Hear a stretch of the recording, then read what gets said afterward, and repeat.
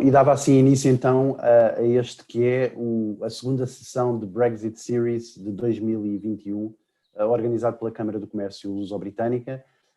Antes de mais, quero agradecer a todos a presença. O meu nome é Rui Almeida, sou Presidente da Câmara do Comércio Luso-Britânica. Dar nota de que este segundo webinar que estamos a organizar é subordinado ao tema Brexit, desafios e oportunidades para o setor agroalimentar.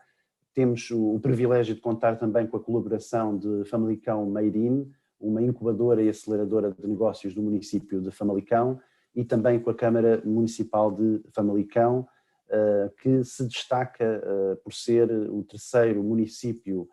mais exportador de Portugal, imediatamente a seguir a Lisboa e a Palmela. É também o mais importante concelho em termos de exportações a norte, com quase 2 mil milhões de volume de exportações e quase 1.000 milhões de saldo líquido da balança comercial. Portanto, claramente um município empreendedor nestas áreas e que faz todo o sentido e a quem agradecemos muito a sua presença e colaboração neste nosso webinar. Contamos com um destacado painel com a doutora Diolinda Silva, diretora executiva da Portugal Foods, também com o Dr. Amândio Santos, administrador executivo do Grupo Primor, e com o José Ferreira, o Dr. José Ferreira, diretor-geral da Noatum Logísticos Portugal, que constituirão um painel de elevada qualidade. Mais de seguida vou fazer também a introdução do Sr. Vereador da Câmara Municipal de Famalicão, Augusto Lima, vereador responsável pela área da Economia, Empreendedorismo e Inovação, que nos fará as boas-vindas. Eu começaria de qualquer forma apenas com uma nota muito introdutória, algo higiênica até, para falar um pouco aqui do contexto do Brexit, um pouco de lá para Alice, já todos o sabemos. O Reino Unido, a partir de 31 de dezembro de 2020, como é sabido, ficou fora do mercado único e também da União Aduaneira. Durante cerca de 9 meses, Londres e Bruxelas trabalharam em conjunto para se chegar a um acordo comercial que protegesse o essencial do relacionamento entre estes dois blocos. A proximidade geográfica, económica e social tornou este entendimento, sem dúvida alguma, muito desejado para um caminho comum de desenvolvimento, e não é demais sublinhar que este acordo é bem-vindo, proporciona uma plataforma de entendimento futuro, minimiza condicionalismos inevitáveis daqui para a frente, mas feita esta ressalva, importa também dizer que este é um acordo feito em condições únicas. Normalmente um acordo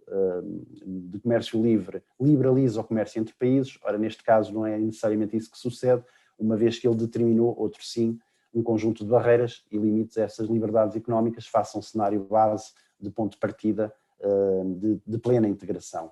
O acordo assinado, porventura, não irá tão longe quanto seria desejável, por muitos foi apelidado como um thin deal, deixa muitas matérias para futura discussão e contém claramente limitações que não devem ser menorizadas. Dito isto, julgo que deverá ser visto como um bom ponto de partida para uma negociação que, na realidade, começou no dia 1 de janeiro de 2021.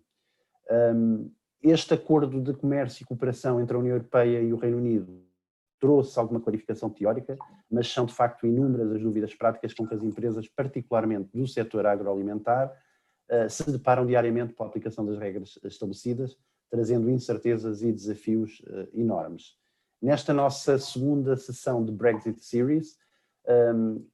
que organizamos então com a Câmara Municipal de Famalicão e também com a Famalicão Made In, contamos com a Portugal Foods, com o Grupo Primor, com a Noatum Logistics e pretendemos fundamentalmente clarificar ou dar alguma clarificação, trazer alguma luz às empresas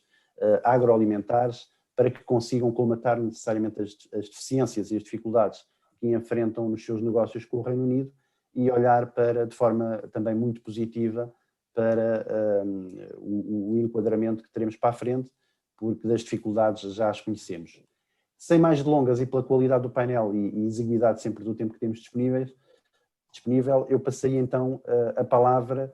de boas-vindas e de enquadramento ao Sr. Vereador da Câmara Municipal de Famalicão, Augusto Lima, a quem agradeço muito a sua presença e a colaboração com a Câmara de Comércio Luso-Britânica neste webinar. Muito bem, muito obrigado, muito bom dia a todas e a todos. Eu gostaria também de cumprimentar e agradecer esta parceria com a Câmara de Comércio Luso-Britânica, na pessoa do Rui Almeida, mas também da Helena Fernandes e da Sara Montenegro, que connosco trabalharam no fundo, esta iniciativa, e por isso agradecer desde logo esta parceria que eu acho que tem, sem dúvida alguma, muito caminho a fazer e, portanto, estamos a iniciar uma primeira colaboração que eu espero que seja, de facto, a primeira entre muitas. Por isso, muito obrigado por esta possibilidade de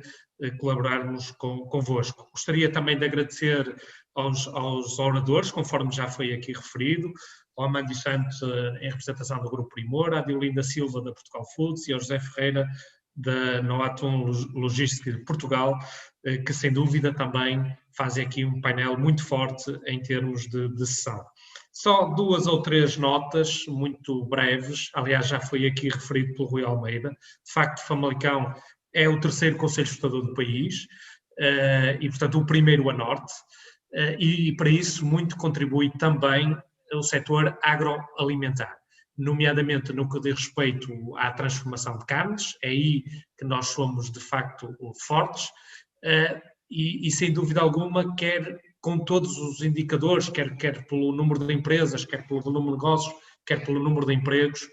é um setor cada vez mais importante no nosso concelho e na região. Daí que faça todo sentido que este webinar possa, no fundo, também contemplar este setor do agroalimentar no concelho de Famalicão e dizer-vos que este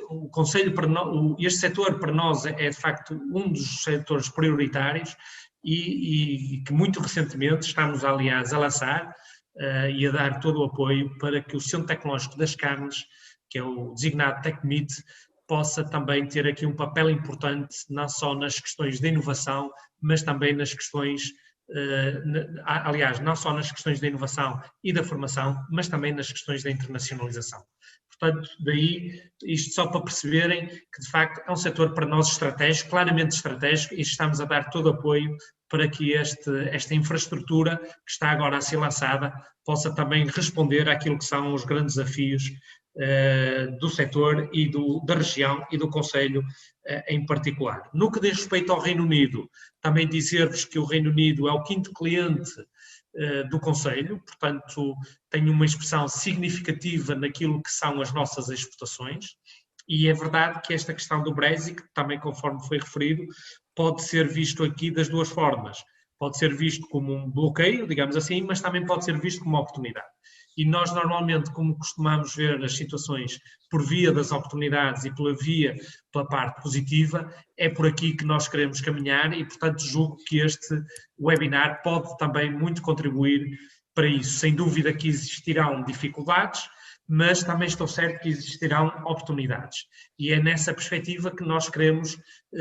e desde logo avançamos com esta iniciativa, para que as nossas empresas também possam ficar sensibilizadas e motivadas para aquilo que poderão ser as oportunidades do Brexit. Portanto, espero que seja uma excelente ação. Eu, infelizmente, não posso continuar, mas, de qualquer forma,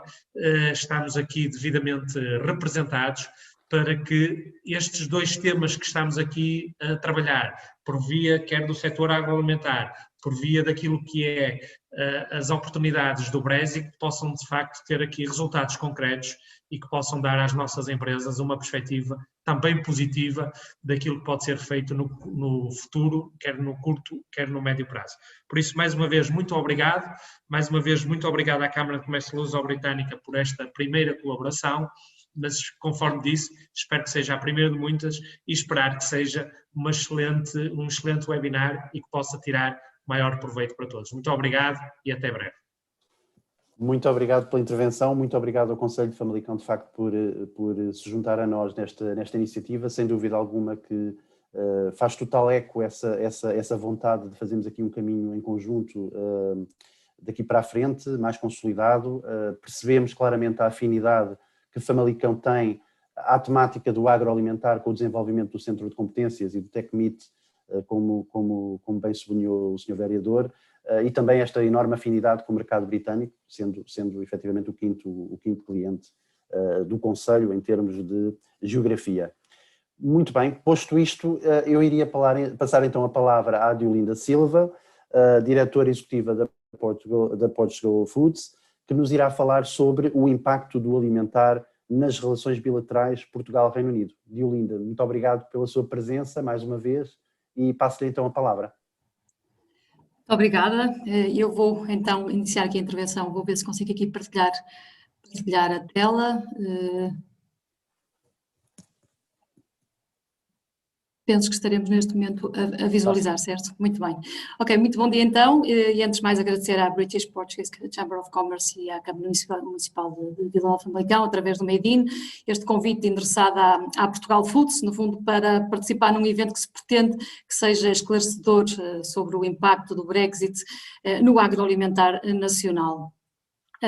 Uma brevíssima apresentação da Portugal Foods, que eu penso que a maioria dos intervenientes conheçam, mas no fundo nós somos um cluster, uma associação, um espaço de interface, um ecossistema de inovação, no fundo nós somos digamos, um melting pot, podemos dizer assim, de entidades e de personalidades que no fundo tentam pensar o agroalimentar de uma forma bastante agregada, mas também muito alargada, uma vez que nós temos no nosso seio não só as empresas do setor agroalimentar, mas também, naturalmente, as entidades, o Estado, as entidades públicas, o consumidor, a sociedade civil e também as empresas e universidades nesta relação, universidade-empresa, que é muito aquilo que é a nossa missão. Ou seja, a Portugal Foods trabalha o aumento do índice tecnológico das empresas através de contribuição para a transferência de tecnologia e sobretudo para a sua valorização económica, da valorização da tecnologia e do conhecimento gerado nas nossas universidades e, no fundo, aumentando aqui a competitividade das empresas também naquilo que é a nossa contribuição para a internacionalização e para a promoção externa do setor. Nós estamos estruturados em três departamentos fundamentais. Temos realmente aqui um departamento que faz a ligação com os associados e depois temos a Knowledge Division e a Market Division. A Knowledge Division não é muito para aqui chamada hoje, mas no fundo trabalha tudo que tem a ver com a inovação, e a Market Division, isso sim, trabalha tudo que é a promoção externa do setor, com um calendário de atividades sempre muito ambicioso, naturalmente muito penalizado neste último ano devido à pandemia, neste último ano e meio, no sentido do presencial, não é? Mas não quer dizer que não tenhamos também feito um esforço enorme de contribuir através de ações virtuais, quer sejam missões inversas, que neste caso não há deslocação, mas portanto o formato mantém-se, quer seja através da realização de ações como foi, por exemplo, o Digital Agri-Food Summit, que foi a primeira feira 100% digital realizada com a oferta agroalimentar de um país e que aconteceu em janeiro deste ano. Falando agora aqui um pouco daquilo que é, digamos, enquadramento neste momento, o posicionamento do setor agroalimentar nacional em termos de exportações, nós vemos aqui o comportamento nos últimos 3 anos e, portanto, aqui com o ano de 2020, como podemos verificar, o setor teve uma performance exemplar em termos de pandemia, ou seja, os valores finais, os valores apurados no fim de 2020 foram valores que estiveram muito próximos daquilo que foram os valores de 2019. E, efetivamente, tivemos maio de 2020 como sendo um mês com maior impacto causado pela pandemia, mas os meses seguintes fizeram com que houvesse uma recuperação, tendo o ano fechado com um valor realmente positivo em termos de evolução das exportações. Podemos também ver já aqui aquilo que são os números apurados neste momento para o primeiro trimestre e os períodos homólogos em 2020 e 2019 e vemos aqui um crescimento das exportações relativamente a estes 3 anos, portanto 2019, 2020 e 2021, primeiro trimestre, e depois aqui também neste gráfico aquilo que tem sido ou que está a ser neste momento o comportamento já agora em 2021. Aqui algumas curiosidades, nós temos aqui de comparação entre os dois países, países com relações históricas, naturalmente a diferença de população, posicionamento no Global Peace Index, também questão de infraestruturas e aqui a curiosidade de atualmente Portugal, a partir do ano passado, ter passado a ser também um país fortemente inovador no European Scoreboard of Innovation e portanto estamos aqui também no grupo do Reino Unido, que é algo que muito nos orgulha, tem sido um trabalho feito ao longo destes anos todo em termos de inovação, e o setor agroalimentar tem sido, sem dúvida, um setor que tem apostado muito na inovação em termos de processo e em termos de produto. Também curiosidades aqui, não é? Todos nós sabemos, são a aliança histórica e as relações históricas com o Reino Unido, entre Portugal e o Reino Unido, o Tratado do Windsor, que é o tratado que é comumente designado como a mais antiga aliança diplomática entre duas nações e que tem sido nos últimos anos, historicamente, evocado em várias situações, e também aqui a curiosidade deste tratado de Methuen, em que era chamado o Tratado dos Panos e dos Vinhos, que veio no fundo, historicamente, facilitar a entrada dos textos ingleses no mercado português e depois também o vinho português no território do Reino Unido. Somos países de vocação atlântica, com uma posição geográfica semelhante em termos de continente, como sabemos também o Reino Unido é o maior emissor de turistas para Portugal, é a sexta nacionalidade mais representada no país e, por outro lado, temos também uma comunidade britânica residente em Portugal, é a terceira maior comunidade, digamos, estrangeira residente em Portugal. Em termos daquilo que são as relações comerciais, o Reino Unido é o principal cliente dos serviços portugueses, tem-se mantido com uma posição estável ao longo dos anos, é também o oitavo maior fornecedor de bens, mas, por outro lado, o Reino Unido é também o quarto maior cliente português de bens. O número de empresas portuguesas que exportam para o Reino Unido tem tido uma tendência de crescimento desde 2014, houve aqui uma ligeira diminuição em 2019, em que este número era um número de cerca de 3.010 empresas exportadoras. Portugal tem mantido ao longo dos anos um excedente comercial na sua relação com o Reino Unido, e em 2019 esse excedente atingiu os 5,3 mil milhões de euros, tendo em 2020 o valor baixado, mantendo-se num excedente comercial de 2,9 mil milhões de euros. Temos aqui algumas das empresas emblemáticas e que são empresas exportadoras portuguesas para o Reino Unido, naturalmente aqui com uma forte presença do vinho, naturalmente, da Taylor, da Symington, temos também aqui o tomate transformado, a pera rocha, as carnes e também aqui os sumos de fruta. Olhando aqui para o peso das exportações e a evolução das exportações nos últimos 4 anos, vemos que, apesar de ter havido aqui digamos, um aumento, não é? Tem havido um aumento estável, mais ou menos estável, das exportações portuguesas para o Reino Unido,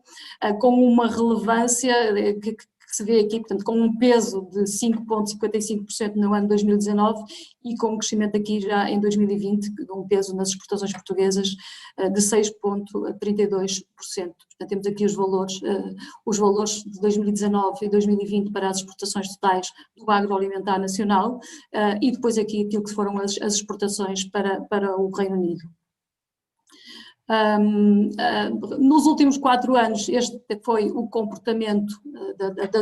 do agroalimentar das exportações para o Reino Unido, tendo havido aqui um ligeiro decréscimo em 2018, naquilo que foi o valor exportado. Em 2019 o valor já foi superior ao máximo de 2017 e em 2020 registrou-se um novo aumento. No período destes 4 anos a taxa de crescimento foi de 6%. Okay. Olhando aqui para, já agora só dar aqui uma nota que podemos ter aqui um destaque daquilo que são as 5 principais NCs exportadas, naturalmente aqui os vinhos, as preparações de produtos hortícolas, preparações alimentícias diversas, as preparações à base de cereais e os hortícolas e plantas, raízes e tubérculos comestíveis. Olhando um bocadinho mais em detalhe para algumas destas nomenclaturas, portanto, destas categorias de produto, temos verificar que em termos dos produtos hortícolas houve um decréscimo dos valores exportados ainda que ligeiro, uma taxa de crescimento negativa, no entanto o primeiro trimestre deste ano 2021 apresenta aqui já valores crescentes que vão, portanto, é evidente aqui o crescimento nestes primeiros 3 meses e tanto ansiamos para perceber como é que vai ser a evolução,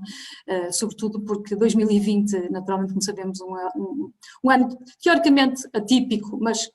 não teve assim um impacto tão elevado como se poderia à partida pensar nas exportações, e nomeadamente para o Reino Unido, que ainda por cima tem a questão do Brexit acima da pandemia, mas temos muita curiosidade em perceber como é que vai ser o comportamento no ano de 2021. Olhando aqui para as frutas, cascas, citrinos e os melões, portanto esta categoria que é a NC, portanto a NC 08, temos um crescimento mais significativo entre 2016 e 2018 e um crescimento menos significativo depois aqui entre 18 e 20, no entanto há uma taxa de crescimento de 11%, e como vemos em março, aqui neste caso em março deste ano, houve um decréscimo no valor exportado. Qualquer das maneiras é de salientar que nesta NC em concreto, e por curiosidade, porque me parece bastante interessante, nós verificamos uma forte exportação dos pequenos frutos, dos frutos vermelhos, neste caso das framboesas e das amoras, mas também, sobretudo aqui, dos arantos, dos mirtilos e outras frutas do mesmo género, que, contrariando a diminuição em 2019, tem já aqui um aumento em 2020 para valores superiores a 2016. Olhando aqui agora para a NC16, as preparações de carne e de peixes, houve uma queda acentuada em 2018 e depois com um registro de recuperação nos 2 anos seguintes, e um crescimento ainda mais significativo depois entre 19 e 20. O último valor registado, portanto, mostra que é um valor ainda inferior ao máximo registado em 2016. Relativamente às preparações à base de cereais, tem existido um crescimento contínuo houve sobretudo entre 2016 e 2018, um ligeiro decréscimo em 2019 e depois uma recuperação em 2020, com um aumento de cerca de quase de 10 milhões de euros nas exportações desta tipologia de produto.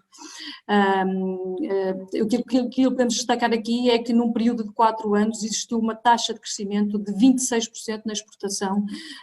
dos produtos à base de cereais.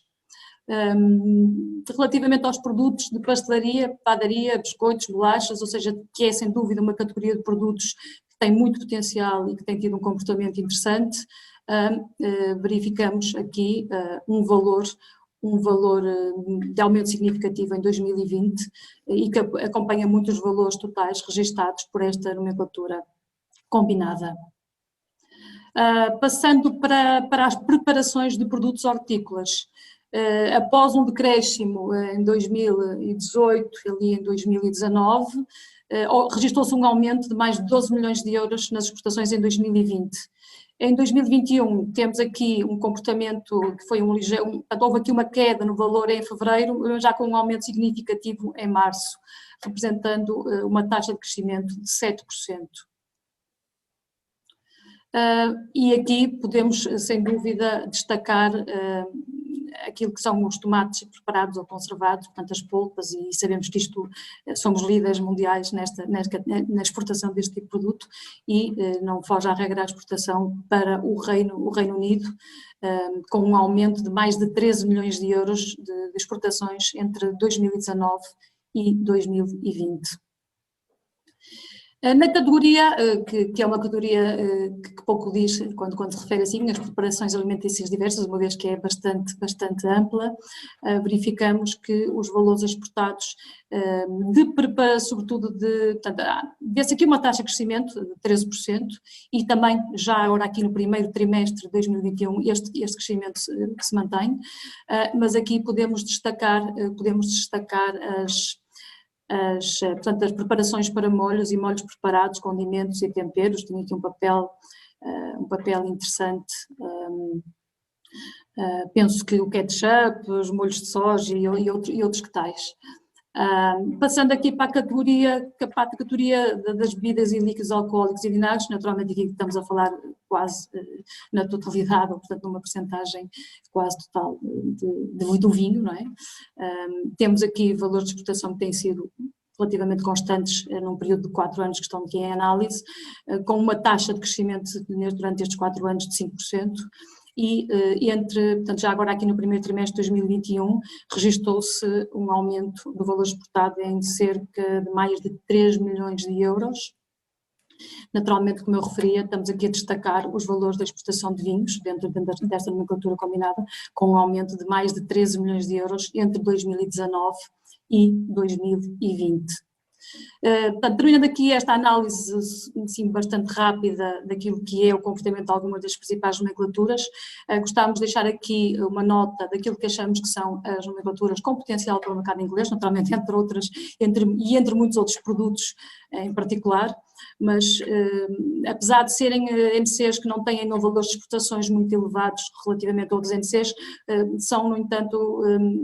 NCs que têm aqui um potencial para este mercado, tendo em análise, digamos, as taxas de crescimento registadas durante um período de 4 anos. Aqui uma nota também, que aqui, portanto, até falava em termos estratégicos, será bastante interessante ter em conta, naturalmente, que é algo que foi muito acelerado pela pandemia, mas que já vinha de trás, naturalmente, que é o crescimento do e-commerce, e o Reino Unido é o terceiro mercado mundial mais importante no que diz respeito ao e-commerce e, em termos europeus, é o mais importante mercado, portanto, é o país, aquilo que é a taxa de penetração, digamos, do e-commerce no Reino Unido, atingiu em 2020 84%, ou seja, atingiu cerca de 57 milhões de utilizadores. Significa que cerca de 84% dos utilizadores que frequentam ou utilizam o comércio eletrónico no Reino Unido efetivam compras online. Aqui também para dar uma nota, aquilo que tem sido o trabalho da Portugal Foods nas ações de promoção externa com o Reino Unido, e naturalmente deixar aqui também a nota que estamos abertos e queremos trabalhar também com a Câmara no sentido de otimizar, portanto é um mercado prioritário e é um mercado, apesar do Brexit, apesar de tudo, achamos que é um mercado de oportunidade,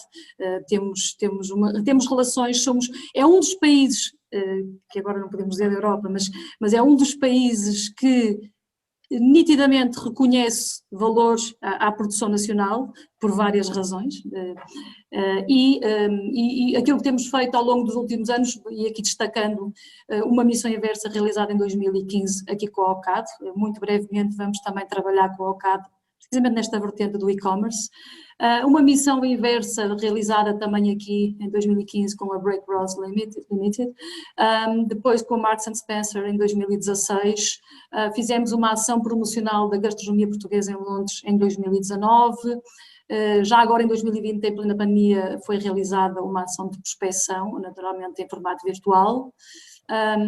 Fizemos, como eu referi há pouco, em janeiro deste ano, o Digital Agri-Food Summit de Portugal, 100% virtual, e que teve a presença de cerca de 20 compradores do Reino Unido. Estamos neste momento a trabalhar uma campanha que se designa como Do You Know Me, que no fundo é a elaboração, a construção de cabazes de produtos portugueses que são enviados para vários opinion leaders em vários países da Europa, e o Reino Unido é um deles, e também para alguns compradores e chefes,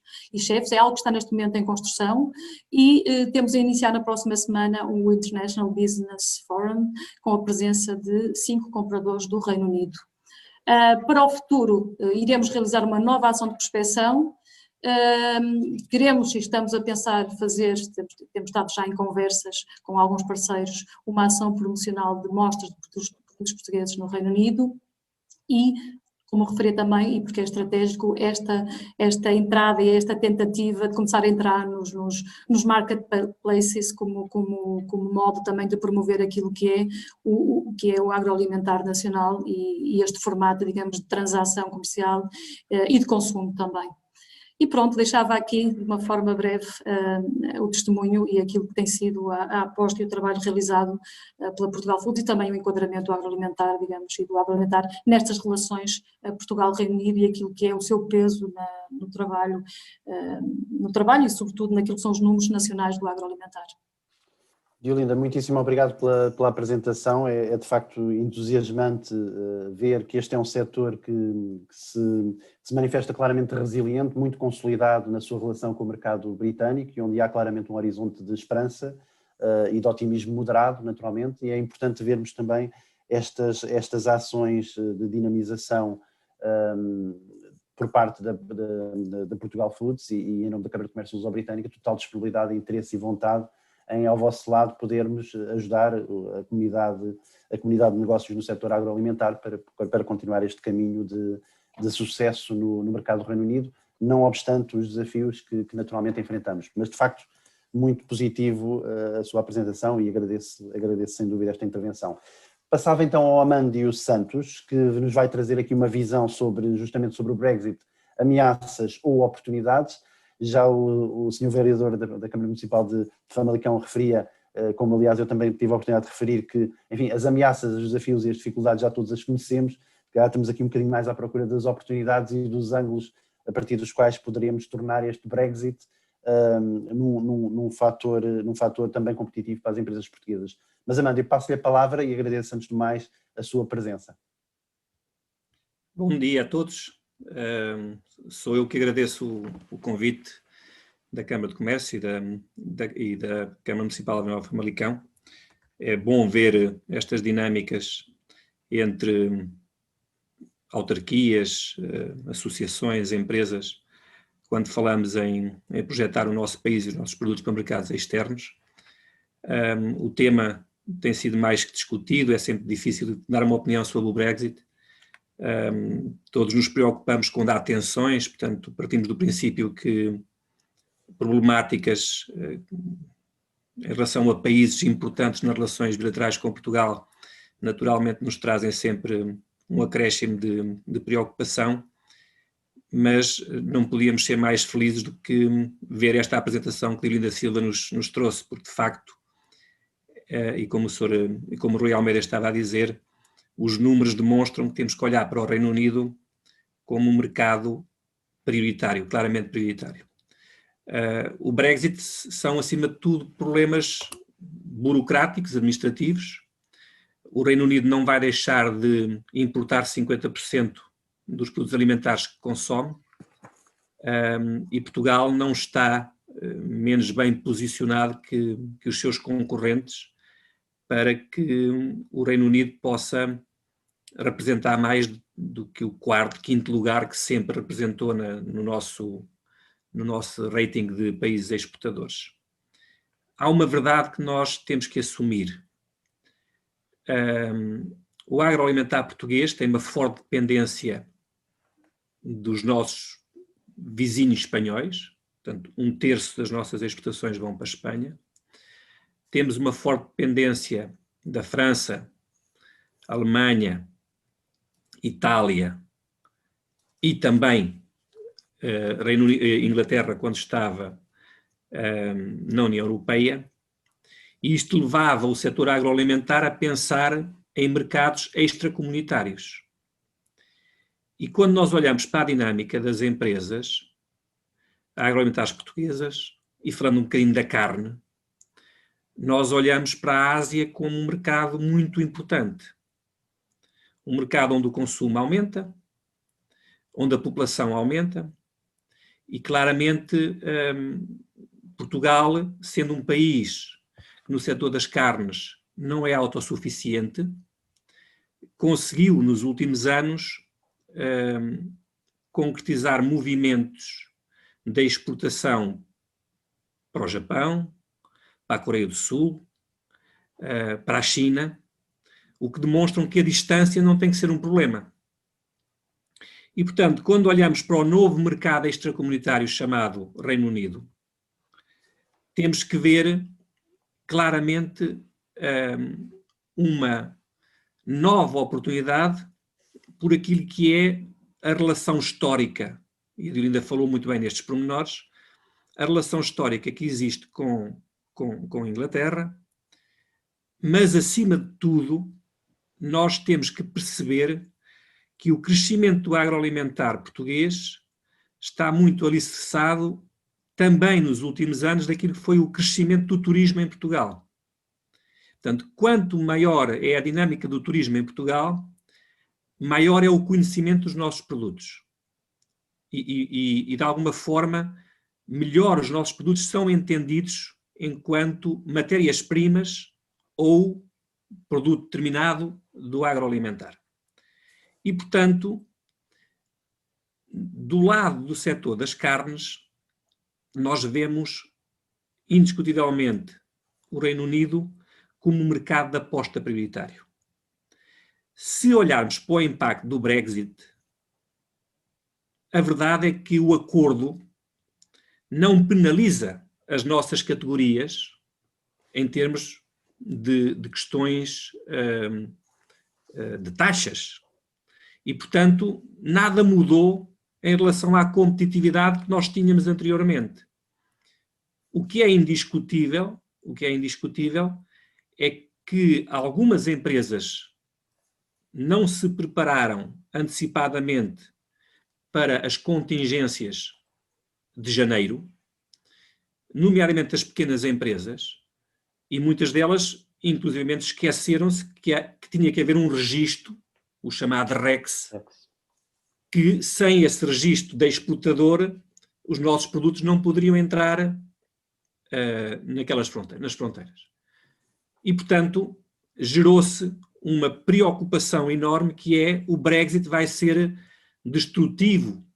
da nossa relação comercial com o Reino Unido.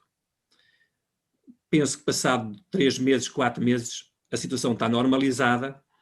não obstante as dificuldades que continuam a existir, por exemplo, em empresas que não exportam caminhões completos. Hoje a grupagem tornou-se mais onerosa. Portanto, os custos administrativos tornaram-se mais complexos. Por exemplo, enviar amostras para clientes no Reino Unido, quando falamos em produtos de origem animal ou origem vegetal, que precisam de todo um conjunto de certificação, tornou-se muito mais complexo. E, portanto, eu diria, numa leitura muito simplista, que Reino Unido é um mercado prioritário. Portugal tem um conjunto de bandeiras que tem claramente os vinhos à cabeça, e nós temos que ir à boleia destes produtos locomotiva, ou destes produtos âncora, para reforçar ainda mais a apetência do mercado inglês e do consumidor inglês pelos nossos produtos. Isto é fundamental. E, portanto, se nós conseguirmos uma dinâmica de cross-selling daquilo que é o setor agroalimentar, se Portugal claramente perceber que nós seremos mais fortes se a nossa marca produto for mais forte, e o vinho é claramente um bastião, o caminho que os pequenos frutos fizeram é notável, ou seja, um setor que agora é conhecido por Odmira, por problema de Odmira, não é? Mas é um setor que, em meia dúzia de anos, conseguiu uma dinâmica de exportação que já ultrapassa os 200 milhões de euros. E para onde é que exporta? Para países nórdicos e muito para o Reino Unido, como se viu. E, portanto, à medida que nós vamos consolidando categorias de produtos neste mercado, o vinho, os pequenos frutos, a pera rocha. A pera rocha é um produto importantíssimo no Reino Unido. O pastel de nata é hoje um produto importantíssimo no Reino Unido. E não é só nas comunidades portuguesas. Portanto, o importante é que os nossos produtos estão a entrar neste mercado como produtos transversais ao consumidor. E, portanto, se nós assumirmos que temos mais complexidade administrativa,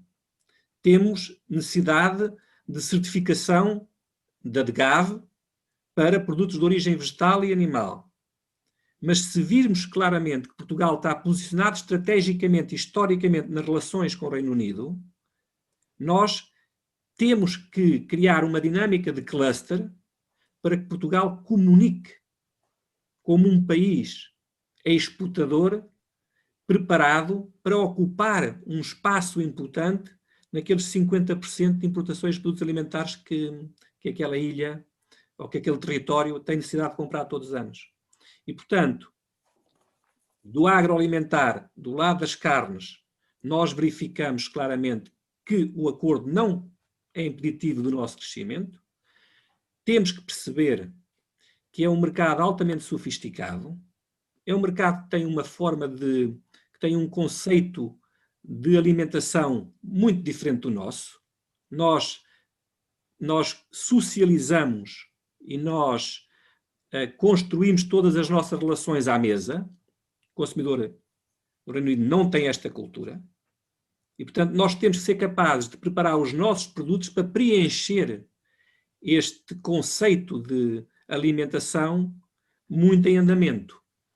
E, portanto, há uma necessidade importante do setor de olhar para a embalagem, e a embalagem pode ser determinante no momento da escolha, no momento do consumo,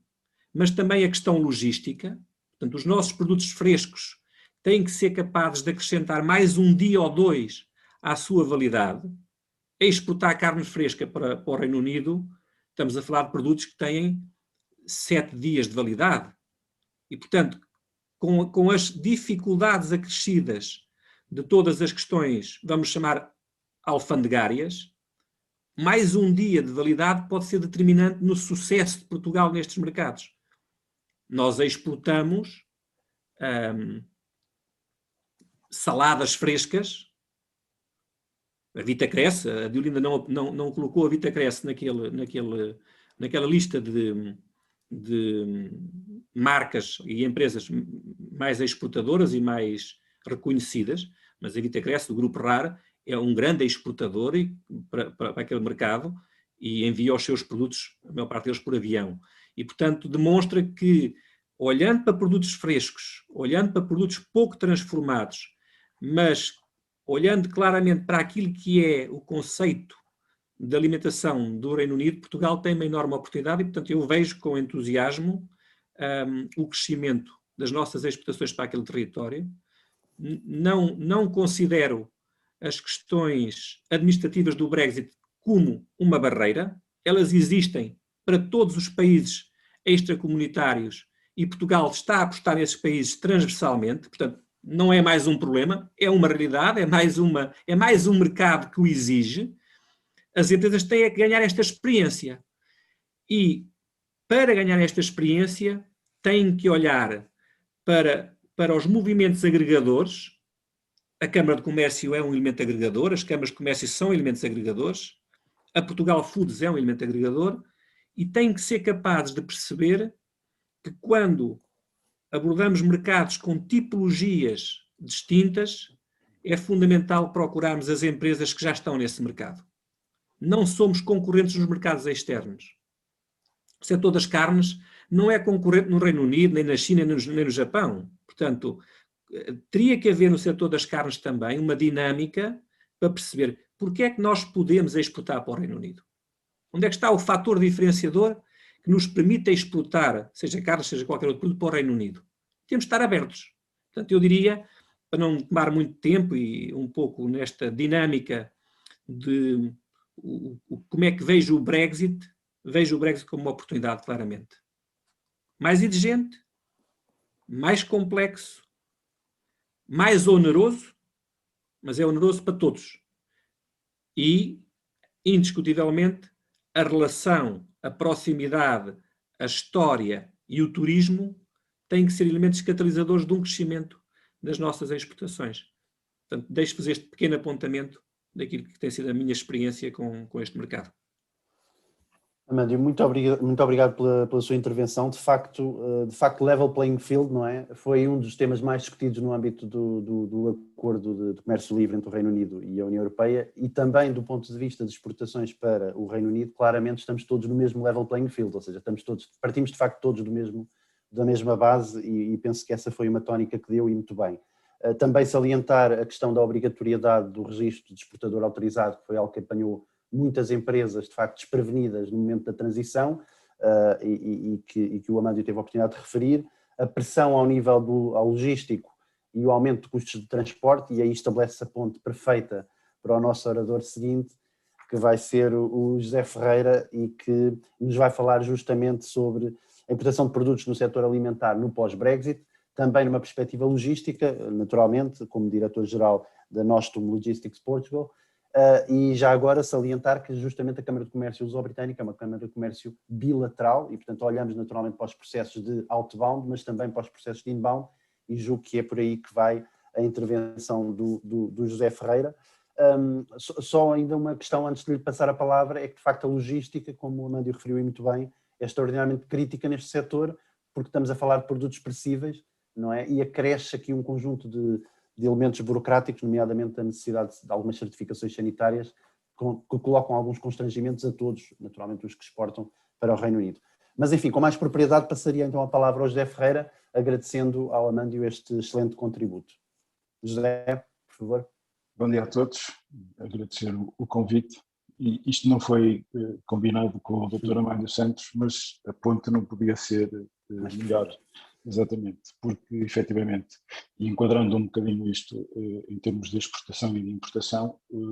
isto não é uma condição específica do Reino Unido, mas sim o facto de eles passarem a ser um mercado de país terceiro. Nas exportações, apesar de ser obrigatório o REX, ainda se conseguem fazer exportações sem REX, apenas com a declaração de origem na fatura. Ou seja, nós sabemos, há efetivamente 3 pontos fundamentais em termos de exportação que têm que ser tidos em conta pelas empresas exportadoras, que é o aumento dos custos fixos, conforme o Dr. Amandio disse, pela necessidade de emissão de despachos de exportação, de um trânsito para cobrir o transporte da mercadoria, e em função, digamos, do Incoterm negociado, e aí também há que ter algum cuidado para não assumirem custos do lado de Inglaterra, que podem ser numerosos no ponto de vista da venda da mercadoria, ter essa questão bem assimilada. Portanto, em remessas pequenas, efetivamente, no caso da exportação, pode haver casos em que os custos significam um aumento de 20%, 30% no preço do transporte anterior, e acima de tudo é importante ter informação para trabalhar com estes mercados, porque, como eu disse, isto não é uma questão específica do Reino Unido, é uma questão, o Reino Unido passou a ser um país terceiro, portanto é tratado como se fosse uma exportação para a China, para outro país terceiro qualquer. E estando, as empresas que já estão habituadas com este tipo de mercados conseguem preencher a maior parte dos requisitos. No caso do agroalimentar são ainda mais específicos por causa do sistema TRACES, no caso da importação do sistema TRACES, no caso da exportação, os ingleses ainda não mantêm mais ou menos o nível da exigência, está ligeiramente abaixo da exigência da União Europeia neste momento, porque para eles o impacto foi muito maior que para nós, porque para o Reino Unido foram 20 e tal países que passaram a ser considerados terceiros, portanto toda a mercadoria que chegava lá proveniente da Europa passou a ser sujeita a despacho e a controle aduaneiro, e para nós foi apenas mais um. Portanto, daí houve alturas no início do ano, nós tivemos alguma dificuldade mais nas importações como nas exportações, porque as empresas não estavam tão bem preparadas para isso, mas rapidamente foram à questão de se adequarem aos novos horários, porque antigamente podíamos carregar os caminhões sexta-feira à noite dentro, e agora, como temos que fazer despacho, temos que ter as mercadorias até a hora do almoço, 2, 3 da tarde, mais tardar, e a necessidade de ter a documentação com a tal declaração de origem, porque, como foi dito, o acordo não é penalizador a esse nível, mas vai exigir o sistema REX, do exportador registado. Fala-se inclusive que pode eventualmente voltar a existir o Euro 1 para dar a declaração de origem à mercadoria, mas isso ainda não está definido. Portanto, e para embarques com valores superiores a 6.000 euros, neste momento aquilo que se está a fazer, e a alfândega no Reino Unido está a aceitar, é uma declaração de origem. Todas as empresas que queiram exportar e que ainda não estejam registadas no REX, é de todo aconselhável que o façam o mais depressa possível. Não é um sistema complicado, um registro complicado de se fazer na AT, porque os ingleses disseram há pouco que durante mais 6 meses ainda vão facilitar um pouco esta questão, mas acredito que no próximo ano vai ser recíproco, e as dificuldades que eles estão a encontrar com as importações que estão a entrar na comunidade europeia neste momento, nomeadamente no setor agroalimentar, seguramente que as vão colocar de lado lá nas nossas exportações. Portanto, vai ser fundamental ter o registro dos produtores, da composição dos produtos, de tudo o que for exigido por eles, porque isto hoje não é só carregar e chegar lá e descarregar. Um caminhão completo. Nós ainda temos formas de agilizar o processo com o despacho na entrada na fronteira do Reino Unido, portanto não tendo a necessidade de fazer o trânsito aduaneiro e antecipando o despacho de importação, fazendo com que o caminhão entre no Reino Unido e possa ir e fazer a descarga direta automaticamente, mas no caso da agrupagem não pode ser assim e tem mesmo que ir para um interposto aduaneiro, proceder a despacho, entrega, todos esses custos vão pesar no mercado. Em termos de importação, desde abril, ou seja, há uma legislação que está em vigor desde 2019, que a nossa DGAB não estava a aplicar a 100%, que era a composição dos produtos de origem animal, vegetal, e até abril deste ano, todos os produtos que tivessem uma quantidade que fosse 20, 30% de compostos de origem animal, não sofriam PIF e passavam como produtos normais. Desde abril deste ano, a DGAB decidiu que, nem que seja 1% de composição, o produto tem que sofrer PIF, que é o posto de inspeção fronteiriço, onde tem que fazer a veterinária a inspeção. E a partir daí começam as complicações. Porquê? Porque é preciso a ficha técnica do produto, saber quais as composições do produto, de que países é que existem componentes, e toda essa traçabilidade da origem do produto tem que ser controlada e é verificada pelo PIF. Existem variedíssimos produtos e nós temos vindo a assistir, e curiosamente agora que temos mais atenção a este tipo de mercado, existem bastantes produtos que são importados de Inglaterra que depois entram na nossa cadeia alimentar, seja por composição, seja por produto final, e o que está a ser feito neste momento há um complexo procedimento em termos de inspeção e de apresentação de documentos necessária que complica a importação, felizmente para nós, entre aspas, que queremos exportar mais do que importar, obviamente, mas que pode originar custos muito altos ao importador, porque as mercadorias ficam retidas até a sua entrada no país. Né? Nós temos casos, não sendo do Reino Unido, mas temos casos que agora com esta aplicação da legislação em vigor, está a inviabilizar, por exemplo, a entrada de alguns produtos no mercado nacional. Nós tivemos um caso, ainda há pouco tempo, de um produto que é conhecido em algumas cadeias de supermercados, que é o chamado pão de queijo do Brasil, por exemplo, em que tem na sua composição ovos e leite, e o Brasil não tem nenhum estabelecimento autorizado na Comunidade Europeia para fazer a exportação de ovos e de leite. Portanto, eles foram ao detalhe perceber de onde é que era a proveniência dos compostos do produto. Não tendo o Brasil nenhum desses estabelecimentos autorizados, o produto não entrou. A alternativa era importar no Brasil, se fosse de um país da América do Sul, se fosse até da Europa, desde que economicamente viável, esses produtos de estabelecimentos autorizados na Comunidade Europeia, e aí então já podiam ser integrados no pão de queijo, e o pão de queijo já poderia entrar. Portanto, isto é válido para tudo em termos de Reino Unido também. Porque tudo o que vier do Reino Unido será esmiuçado a este nível. É importante que estejam muito bem conectados com um despachante oficial por causa do registro de traces, da declaração que tem que se fazer 48 horas sobre as entradas das mercadorias perecíveis, saber concretamente a quem compram, como compram e o que é que estão a comprar em termos de composição. Ainda esta semana tivemos aqui um processo em que está bloqueado neste momento, porque a composição dos elementos tem produtos de 7 ou 8 países diferentes na própria ficha técnica, e depois é preciso fazer o seguimento desses produtos todos e desses produtores todos. A partir daí, tendo a documentação toda em ordem, vamos ter sempre mais um dia ou 2 ou 3 do que era antigamente por causa da questão aduaneira, mas o processo completar-se-á mais tranquilamente. Quando não se tem esta situação preparada, corremos o risco de ter mercadorias recusadas ou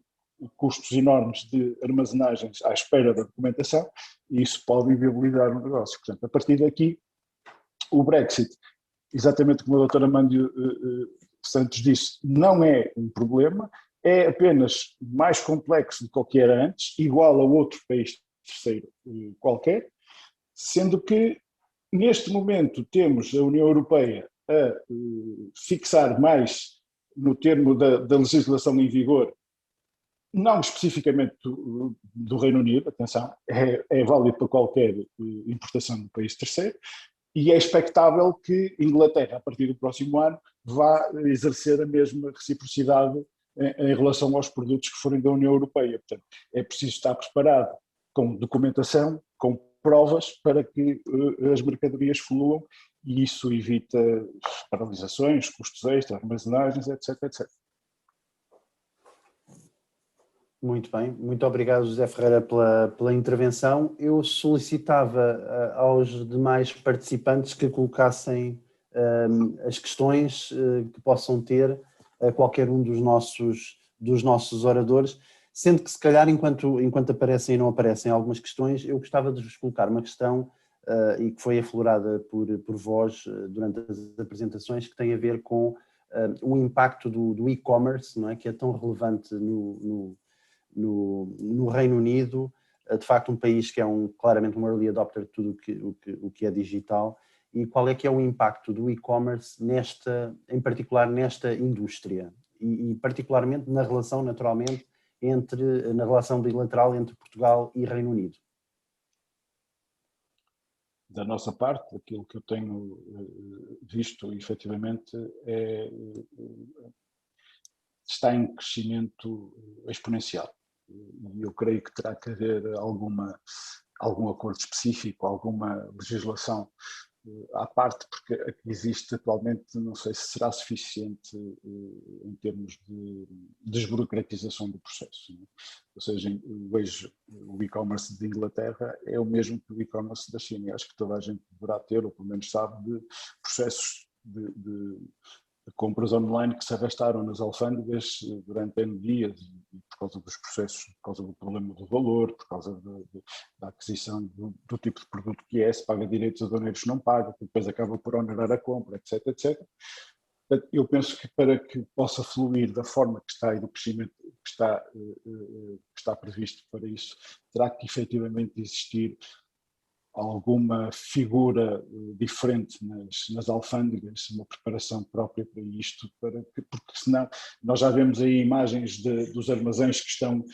a ficar esgotados com encomendas não reclamadas da Amazon e de outros. Qualquer dia não temos espaço na Europa para armazenar estas questões todas. Terá que ser visto com alguma atenção. Sim. Do ponto de vista da logística, é algo que vocês já estão a trabalhar? Sim, acabamos de abrir um armazém com cerca de, no total, 36 mil metros quadrados na zona de Londres, já preparado para o e-commerce, com ligação direta à alfândega, etc. Mas, e que vai recepcionar, e que está a recepcionar neste momento encomendas de todo o mundo a fazer distribuição no B2C, mas porque neste momento estamos com alguma benevolência das alfândegas inglesas ao processo, não é? Vamos ver no próximo ano como é que isto vai funcionar. Muito bem. Eu penso, doutor Amandio, tem que entretanto sair, não é? Não sei se nos quer deixar alguma palavra final. Não, eu posso continuar um bocadinho, portanto, fiz questão de vos informar, porque de facto tinha uma contingência que tinha na altura transmitido ao doutor Isaac Pinto, mas continuarei mais algum tempo. Sobre esta questão do e-commerce, é curioso porque em 2015 a Portugal Foods começou este caminho de olhar para o papel do e-commerce como um veículo de promoção e de alavancagem das exportações portuguesas. E a minha opinião é que naturalmente Portugal tem vindo a fazer um caminho que se acelerou claramente com a pandemia sobre todas estas questões ligadas à digitalização e ao comércio eletrónico,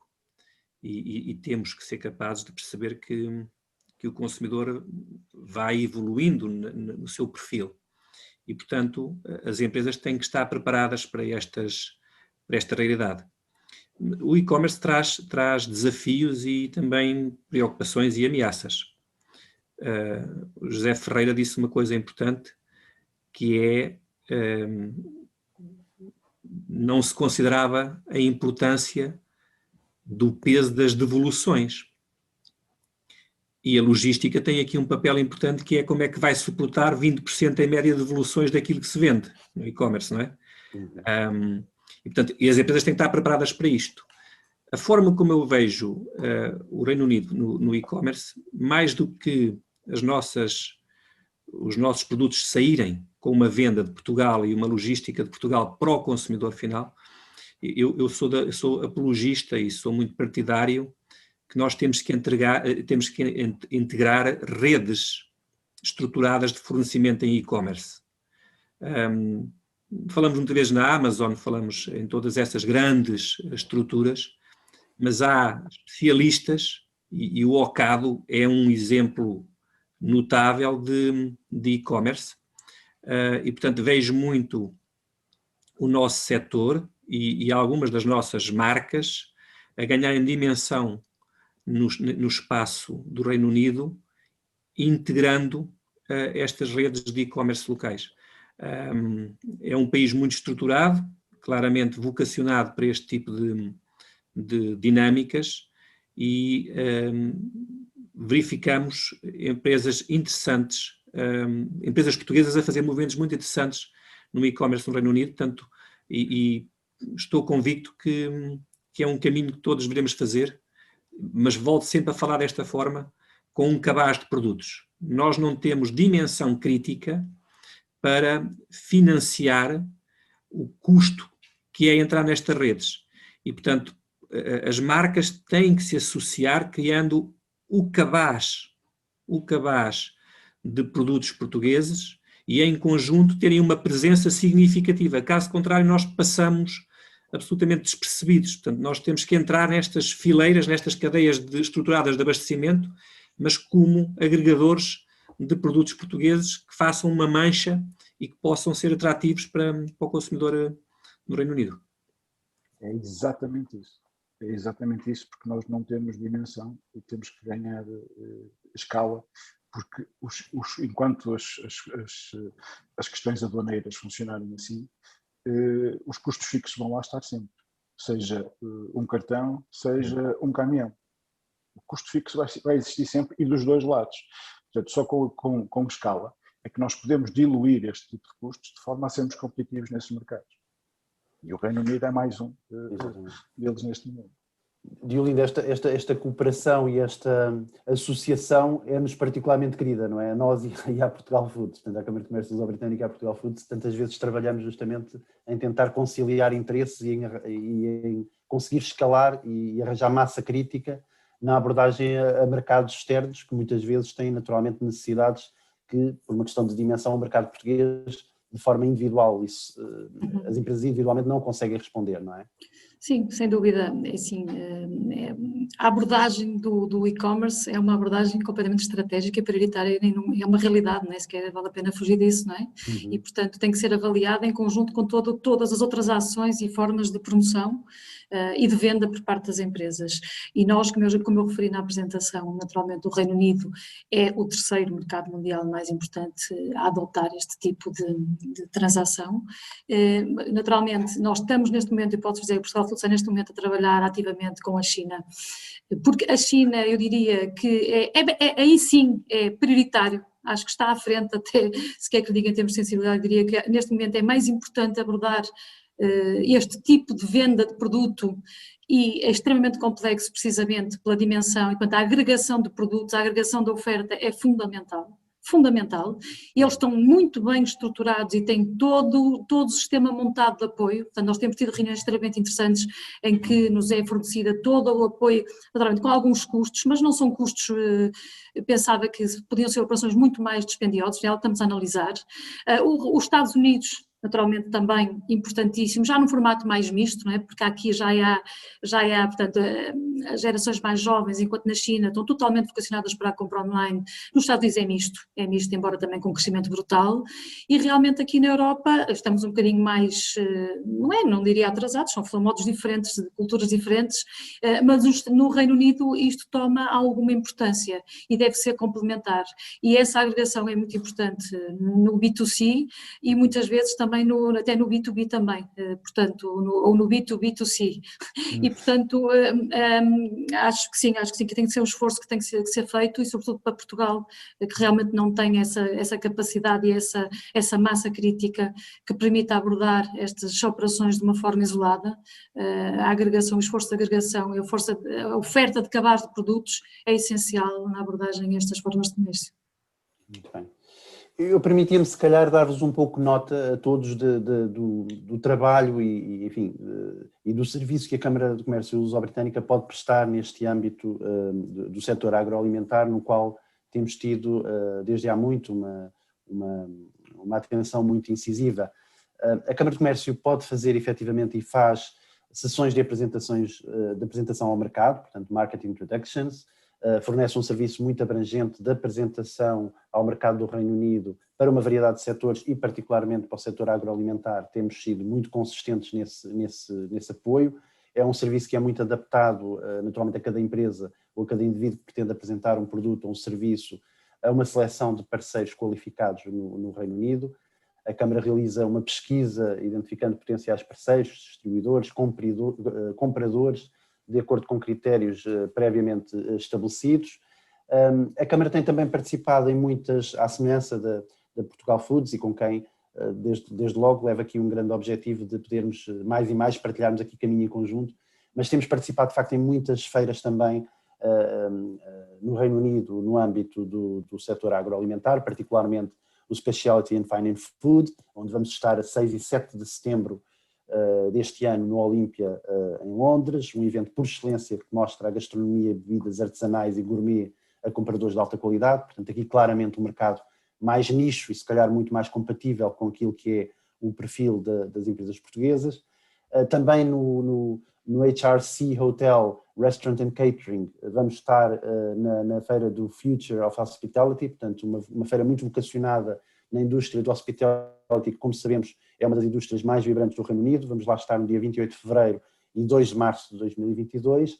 Na IFE, The International Food and Drink Event, 28 de fevereiro e 2 de março de 2022 no Excel Arena, em Londres também, uma feira que agrega ou congrega vários compradores e fornecedores de produtos do setor alimentar do Reino Unido, e gostava de vos dar nota fundamentalmente também de uma missão que neste momento temos preparada, uma missão virtual ao Reino Unido no setor alimentar e das bebidas, que vai decorrer entre 13 de setembro e 15 de outubro, mas que terá a sua data limite para inscrição até 30 de junho. Esta missão é uma missão que sucede uma primeira missão que fizemos no setor justamente do Media Digital e IT, onde também falámos muito naturalmente das temáticas de e-commerce, era inevitável, não é? E o Reino Unido mais uma vez aí se destaca como sendo um mercado de facto absolutamente único na área tecnológica, e agora vamos então investir com uma missão empresarial ao lado também da ICEP entre o dia 13 de setembro e 15 de outubro no setor alimentar e bebidas. Portanto, temos estado de facto muito focados neste setor, que, como falámos aqui, com a participação destes nossos notáveis membros do painel, é um setor muito resiliente, muito consolidado, onde felizmente os efeitos do Brexit não se fizeram sentir de uma forma tão agressiva como noutros setores e claramente também naquilo que se confunde com os efeitos dos impactos do próprio Covid, e que no Reino Unido o olhar é um pouco difuso, não é? Não se consegue perceber muito bem qual é que é o impacto da pandemia e qual é que foi o impacto do Brexit. Mais à frente, porventura, poderemos conseguir destrinçar estes dois impactos negativos naquilo que foi a evolução da economia no Reino Unido. Dito isto, não sei se penso que não temos muito mais questões para serem colocadas. Helena, não sei se poderemos dar o webinar por terminado. Podemos, não há questões adicionais, mas vamos partilhar também a apresentação da doutora Diolinda com todos os participantes. Sim, vamos partilhar a apresentação com todos os participantes. Vamos também, como sabem, este webinar foi gravado, vai ser veiculado através de todos os canais oficiais da Câmara de Comércio Luso-Britânica, quer o nosso site, quer LinkedIn, Twitter, Facebook